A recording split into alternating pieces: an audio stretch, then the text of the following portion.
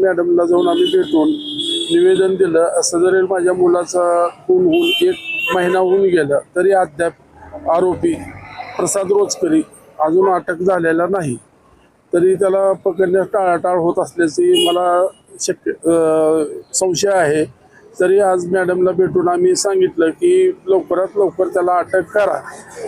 जर त्याला लवकरात लवकर नाही अटक केली तर आम्ही पूर्ण आमचं सहकुटुंब आम्ही इथं उपोषणाला बसणार.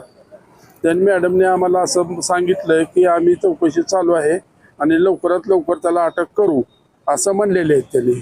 प्रकरण काय? ही माझ्या मुलाचा 1 महिन्याखाली प्रसाद रोचकर यांनी फोन करून बोलवून घेऊन त्याला प्रथमेश कांबळे यांनी धारदार शस्त्राने गळ्यावर वाळ करून त्याचा खून केला होता.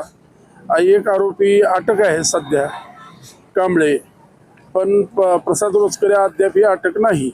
तरी लवकरात लवकर त्याला अटक करून त्याच्यावर कडक कारवाई करण्यात यावी, जेणेकरून तुळजापूरमध्ये अशी गुन्हेगार वृत्ती. आज तुळजापुरात दहशतीचं वातावरण आहे. आज तुळजापूरमध्ये जर अशा गुन्हेगार वृत्तींना जर कठोर सजा झाली तर या लोकांना दहशतीवर आळा बसल. जेणेकरून आज जी माझ्यावर वेळ आली ती त्या तुळजापुरावर येऊ नये हीच माझी इच्छा आहे. म्हणून मॅडमला म्हणलं लवकरात लवकर या गुन्हेगाराला अटक करा. तरी आज त्यांनी आश्वासन दिलं आहे मला की लवकरात लवकर त्यांना अटक करू.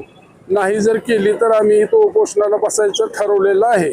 आम्ही सर्व कुटुंब इथं उपोषणाला बसणार आहेत.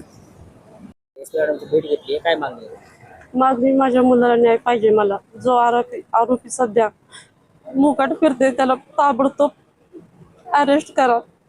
एका आईची हक आहे त्याला कधी म्हणजे येणार. जसं माझा मुलगा तळपडत गेलाय तसं त्याला तळपडत फाशीची शिक्षा द्या.